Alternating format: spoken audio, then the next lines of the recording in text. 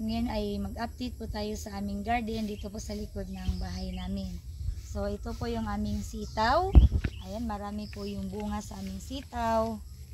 Tsaka ito naman, ampalaya. May mga maliliit na din na mga bunga yung ampalaya namin. Tsaka ito, yung pipino. Yung isang row na ganyan, pipino po yan lahat. 4 na ano lang, puno. Tapos yung doon naman, yung kalabasa namin, so hindi pa namin nalagyan ng trellis. So lalagyan pa yan namin ngayon. At ito, yung mga talong. Lalaki na din ang mga talong namin, guys. Ito. Tsaka ito yung aming sibuyas dahon. Ang lalago na din. Ito yung aming alugbati. Tapos ito yung aming pichay. Lalaki ng need na po siyang i-harvest. Yung aming pichay. Ito naman yung banda po doon. Mga ano yan, mga herbal. Turmeric, tsaka mint, at hilba, tsaka ano, yung oregano. Ano ba yun? Oregano ba yun? Oregano. So, ang lalaki na po ng mga dahon ng aming turmeric. So, lahat po yan banda doon. Mga herbal po siya. Tsaka may ano pa din kami, ano, aloe vera. So, ito yung halibon. Gabon, diba? Lalago na din. Ito naman yung aming sili na bell. Nilagyan ko siya ng pataba, kaya bigla siyang lumalaki. Lumaki na siya. Nakakatuwa. At yung banda sa gilid nito, yung mga ano, nilagyan ko siya ng mga malunggay. Tapos ito may sili kami na mahaba, sili espada. Yung banda naman doon, mga lemongrass. Nilagyan ko siya ng mga lemongrass sa kadagilid din. At dito naman guys, yung aming kamuti tops. So, ang lalago ng aming kamuti tops. So, yung banda rin dito, yung aming okra. So, assorted po talaga yung nandito sa loob ng garden namin. Okra, ayan, mayroon na po siyang mga maliliit na bunga. Nakakatuwa. Ayan, maliliit siya. So, nilagyan ko na rin siya ng pataba. Saka dito, yung aming kangkong. Tapos ito, may 2 puno po kami ng lemonsito.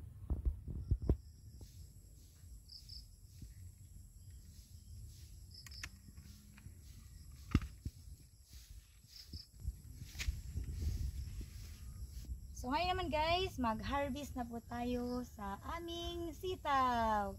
First time po namin mag-harvest ngayon. Para po ito sa canteen namin sa Monday. So kailangan ko itong i-harvest ngayon dahil meron na siyang mga malalaki. So ito need na po siyang i-harvest kasi pangit daw sa puno ng sitaw na maanuhan pa ng matatanda na mga sitaw. So need na po siyang i-harvest. So mag-harvest na tayo.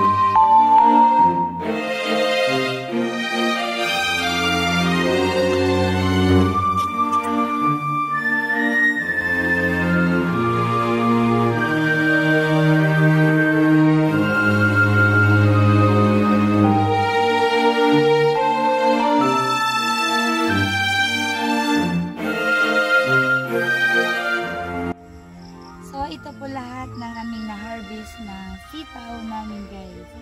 Ang dami. Yung libre na ang ulam Pwede siya pang ulam. So ngayon naman, pupunta po tayo sa aming pindan na saging. So i-harvest din namin kasi may mga hinog na siya. So kailangan namin siyang i-harvest. Siya nga pala guys, aside po sa aming garden sa loob talaga niyan, meron pong tumubo dito na kalabasa sa labas. So ito po, may mga bunga na po siyang dalawa. Ito, naka-lipin na siya. Hindi ka naman sa lupa. Okay lang siguro hindi yan bigyan ng medyo malaki-laki na dalawa siya. Meron pang isa doon, yung maliit pa lang. So, kailangan pa siyang ipabuka talaga para magiging ganyan na siya. So, nakakatuwa talaga guys pag meron tayong mga garden sa ating bahay. Wow.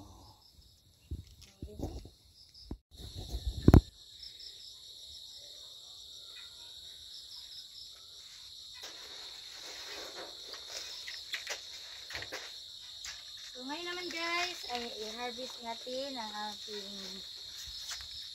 pundan na saging kasi marami na po siyang hinog. So, ayan guys. Yung iba kinain na sa kinain na sa ilaga, daga ba? Ilabungan mo yan. Mutla na. Ha? Ay, naputla. Dahil suwa na lang. Wow. May isang panaw. May isang Hinog. piling na hinog. Putro ni dayon. Birahasan ang kuan. Aw ka na. Para bang gupur niyo, pagsilyo. Ah, di ba?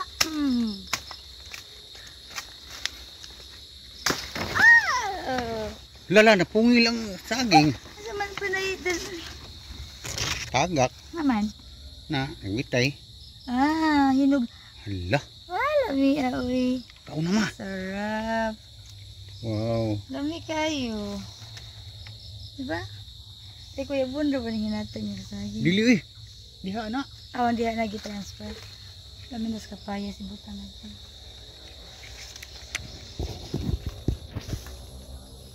Taray!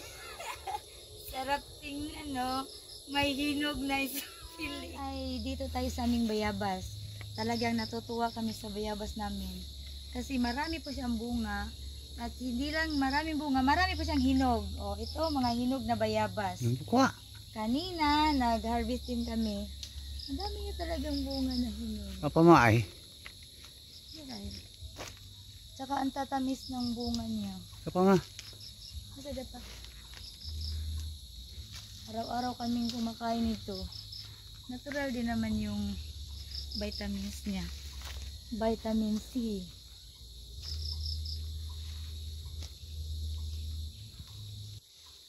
Yung mga bata gusto ni Moises at saka ni Ulysses nito guys. Yak mo sa ubos to man. Nahura ka buk ma. Asan man? Pare? Ano ka? Asan na pita? Paay. Kare-kare? Oo, nahura ka buk. Saroy? Sa pa. Ah.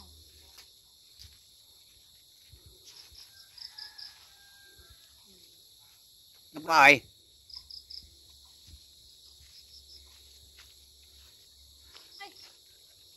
Masa kani? O diri sa pikas? Ano na, kanan na. Di naman na makuan pa. Gunit Pikas. ikaw. Ay. Ano lang. Ah. Tara. Ang lood mo ganito kay gibahog na. Masa ganito pa? Tara, tara, tara. Tara.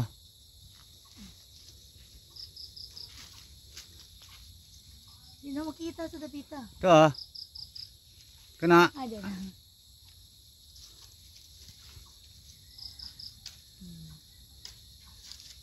Hindi lang naman kaming sima-simauna niya. Kanina daghan po nga itong harvest no. Gidala na mas pang nag coastal cleaning kami kanina. Natural yung hinog po niya. Walang kalburo or anything na nilalagay. So natural po talaga yung hinog. Sunod palya na po. Talong, pohon, Oh, tsaka libre na. okra. Wow. Kain tayo ng bayabas. Pula po yung loob niya. Sarap.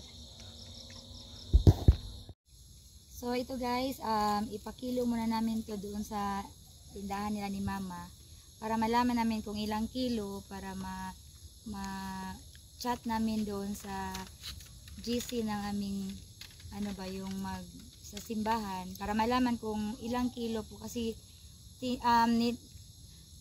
nilalagay namin kung ilang kilo or ilang ang na-harvest namin sa garden namin kasi kailangan po yun sa ano nila para sa inspection nila. So, yun po yung criteria na inaano nila sa contest ng aming backyard gardening. So, tara magpa-kilo muna tayo. So, ito pala si Kuya, nandito siya sa ano namin, gilid ng bahay, nagguna. Thank you, Kuya. So, ito guys, ating ikilo kung ilan po ang maabot sa ating na-harvest na sitaw. So, ba niyo? Mura man dyan, mukhaan man. Harvest naman ang batang na. Siyempre, pag may tinanim, may anihin. Ano siya guys? 1.6 kilo. Saog. Sige. Pero itali mo gud siya. And guys, ang aming lulutuin sa aming hapunan ay magluluto po kami ng sitaw, adobong sitaw. So, madami naman to. Mag-ano lang kami ng konti para ibenta namin to sa sa kantin ni Ate para Lunes. Ano lang kami ng konti. Kasi marami na naman to pag naputol-putol. Ibabad muna namin to sa asin para yun po ang dapat kasi sa sitaw, ibabad muna sa asin.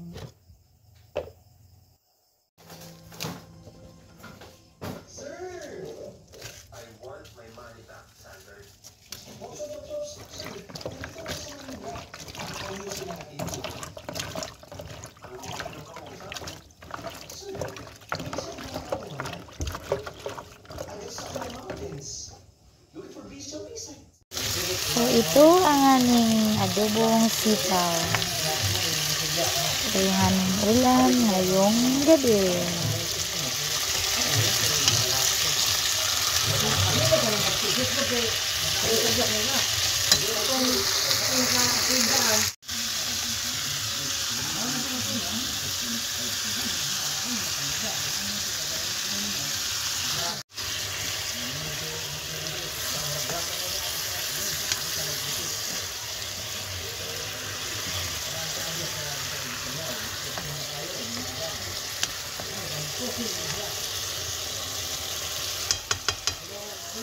Ito na ang aming adobong sitaw. Ang aming ulam ngayong hapunan. Si Kuya nag-init pa sa torta nga bulinaw. Kaya kay gutom na yan. Oh, ito na ang aming ulam. Gasto na pa. Galing sa aming garden. Backyard garden.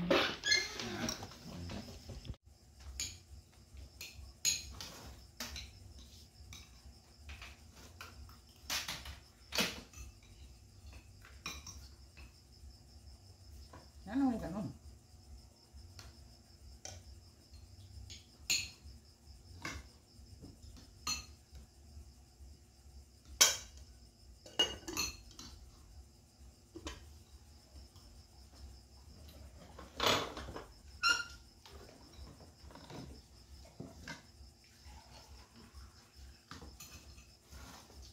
Tom.